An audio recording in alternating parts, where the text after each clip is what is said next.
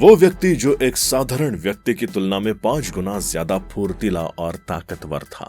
बेहद ही कम उम्र में मार्शल आर्ट की दुनिया में इस व्यक्ति ने ऐसी पहचान बना ली थी कि दुनिया इसे मार्शल आर्ट का भगवान मानने लगी थी। कहते हैं ना कि कुछ लोग होते हैं जो जब तक जीते हैं तब तक लोगों के दिलों पर राज करते हैं, लेकिन मरने के बाद भी उनके लिए लोगों के दिलों में इज्जत उतनी ही रह जाती है। ये वो इंसान है जिसे 18 साल की उम्र में ही लगभग 20 फिल्मों में काम कर लिया था। 5 फीट 8 इंच की कद काठी और महज 64 किलो का वजन। ये कहानी है ब्रूस ली की, जिन्हें पूरी दुनिया भर में आज भी बेस्ट मार्शल आर्टिस्ट माना जाता है और उनकी मौत के इतने अरसों बाद भी लोग उन्हें याद करते हैं। तो आइए जानते हैं ब्रूस ली की पूरी कहानी आज की इस वीडियो में। दोस्तों, ब्रूस ली के बारे में कहा जाता था कि जब भी वो किसी फिल्म की शूटिंग करते थे तब उनके मूव्स को आंखों से देख पाना बेहद ही मुश्किल होता था, क्योंकि वो गजब के फुर्तीले इंसान थे। इनका जन्म 27 नवंबर 1940 के अमेरिका के फ्रांसिस्को में मौजूद एक चीनी परिवार में होता है। ब्रूस ली के पिता का नाम ली होई चुएन था तथा माता का नाम ग्रेस हो था। कहा जाता है कि उनकी माता जर्मनी से ताल्लुक रखती थी, इसलिए ब्रूस ली को आधा जर्मन भी कहा जाता था। ब्रूस ली के पिता के बारे में कहा जाता है कि वो एक फिल्म आर्टिस्ट और एक ओपेरा आर्टिस्ट भी थे। ब्रूस ली का परिवार काफी बड़ा था, क्योंकि उन्हें मिलाकर उनके कुल 4 भाई बहन का परिवार था। वैसे तो ब्रूस ली का पूरा परिवार पहले अमेरिका में रहता था, लेकिन बाद में ये सब हांगकांग रहने चले आए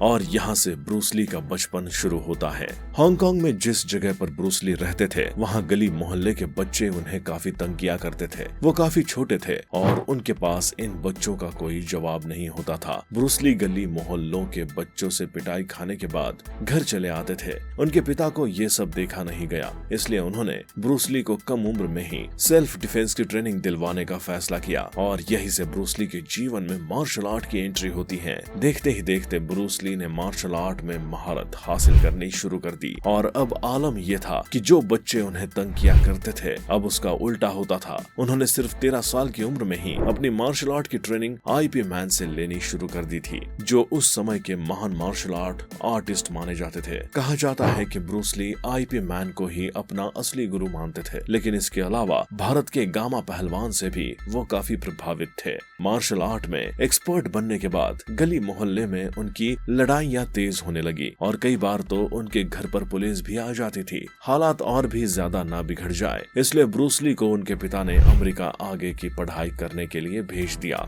लेकिन अमेरिका आकर भी ब्रूस ली का मन पढ़ाई में कम बल्कि मार्शल आर्ट में ज्यादा लगा रहता था। अमेरिका आने के बाद ब्रूस ली ने यूनिवर्सिटी और वॉशिंगटन में एडमिशन तो ले लिया, लेकिन पढ़ाई के अलावा वो यहाँ कॉलेज के अन्य स्टूडेंट्स को मार्शल आर्ट की ट्रेनिंग दिया करते थे। अमेरिका में जब वो लोगों को मार्शल आर्ट की ट्रेनिंग देते थे तब वहाँ रहने वाले चीनी लोग इससे काफी नाखुश नजर आते थे, क्योंकि उनके हिसाब से गैर चीनी का मार्शल आर्ट सीखना एक अपराध है। लेकिन इन तमाम अड़चनों का भी ब्रूस ली पर कोई असर नहीं पड़ता था। उस समय अमेरिका के मशहूर चीनी अमेरिकी लड़ाके वोंग जैक मान ने ब्रूस ली को चुनौती दी और ब्रूस ली को कहा कि अगर तुम मुझे हरा देते हो तो ही तुम्हें अमेरिका में मार्शल आर्ट ट्रेनिंग सिखाने की इजाजत मिलेगी। ब्रूस ली ने उनसे लड़ाई तो करी, लेकिन कहा जाता है कि ये लड़ाई सिर्फ 2 या 1.5 मिनट तक ही चली, क्योंकि वोंग जैक मान दुम दबाकर मैदान छोड़कर भाग चुके थे। जिसके बाद ब्रूस ली ने उन्हें मैदान से काफी ललकारा और इस हादसे के बाद पूरे अमेरिका में ब्रूस ली के मार्शल आर्ट स्कूल की पॉपुलैरिटी और भी ज्यादा बढ़ गई। ब्रूस ली के बारे में कहा जाता था कि उनका एक पंच लगभग 148 किलो तक का फोर्स जनरेट कर सकता था। 5 फुट 8 इंच और 64 किलो वजनी इंसान आखिर इतना ताकतवर कैसे हो सकता है। उस समय के लोग बस यही सोचते थे।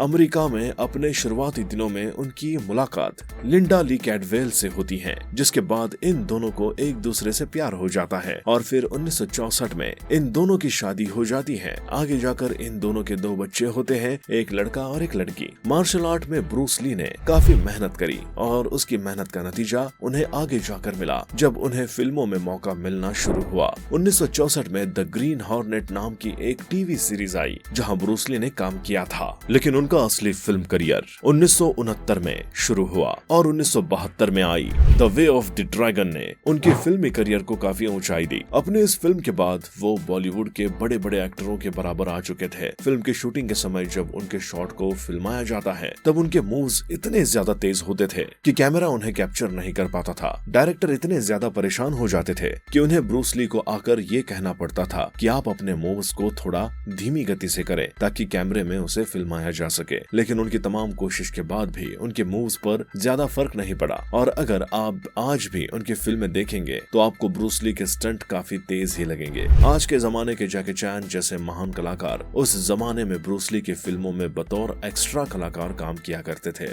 यहाँ तक कि जैकी चैन भी ब्रूस ली के फैन रह चुके हैं। ब्रूस ली एक मार्शल आर्ट आर्टिस्ट और एक्टर के अलावा एक अच्छे डांसर भी हुआ करते थे। फिल्म जगत में वो बतौर एक्टर तो स्थापित हो चुके थे, लेकिन इसके बाद उन्होंने लेखक, फिल्म निर्माता और कोरियोग्राफर जैसी चीजों में भी अपना हाथ आजमाना शुरू कर दिया था। ब्रूस ली उस जमाने के एक्टर जॉर्ज लेज़ेनबी के साथ फिल्म बनाना चाहते थे। 20 जुलाई 1973 को उन्हें जॉर्ज लेज़ेनबी के साथ डिनर करना था। जिस फिल्म को वो बनाना चाहते थे उसका नाम था गेम ऑफ डेथ। उस दिन उन्होंने जॉर्ज लेज़ेनबी और प्रोड्यूसर रेमंड चो के साथ लंबी मीटिंग करी थी। दोस्तों आपको बता दें कि ये दिन ब्रूस ली के जीवन का आखिरी दिन होने वाला था। एक्टर और प्रोड्यूसर के साथ उनकी काफी लंबे समय तक मीटिंग चली। इसके बाद ब्रूस ली ताइवान अभिनेत्री बेटी तिंग पेई के पास गए। यहाँ पर इन सभी ने मिलकर फिल्म के स्क्रिप्ट पर बातचीत करी। उस रोज अचानक से ब्रूस ली के सर में तेजी से दर्द होने लगा, इसलिए बेटी तिंग पेई ने उन्हें सर दर्द की गोली दी और फिर 7:30 बजे के करीब ब्रूस ली एक झपकी लेने के लिए अपने कमरे में चले गए। अब डिनर का समय होता है, लेकिन काफी समय तक ब्रूस ली डिनर के लिए नहीं आते हैं। इसके बाद प्रोड्यूसर रेमंड चो उन्हें उठाने के लिए उनके कमरे में गए, लेकिन वो ब्रूस ली को नहीं उठा पाए। इसके बाद डॉक्टर को बुलाया जाता है। डॉक्टर के आने के बाद उन्होंने तकरीबन 10 मिनट तक ब्रूस ली को चेकअप किया, लेकिन फिर बाद में उन्हें एम्बुलेंस के जरिए अस्पताल लाया गया और अस्पताल में आते ही उन्हें तुरंत मृत घोषित कर दिया गया। जांच में पाया गया कि ब्रूस ली की मौत एक एलर्जिक रिएक्शन की वजह से हुई। ब्रूस ली हशीश नाम की एक ड्रग लिया करते थे। डॉक्टर की माने तो इस ड्रग और पेन किलर के रिएक्शन की वजह से ही उनकी मौत हुई। उनकी मौत की खबर सुनकर पूरे फिल्म जगत में एक सन्नाटा बिखर गया। हर कोई हैरान था कि ये क्या हुआ। किसी को उम्मीद नहीं थी कि इतनी कम उम्र में ब्रूस ली दुनिया को अलविदा कह देंगे। तो दोस्तों ये थी कहानी ब्रूस ली की। लेते हैं आपसे अभी के लिए विदा। वीडियो को लाइक शेयर करके चैनल को सब्सक्राइब करना ना भूलें।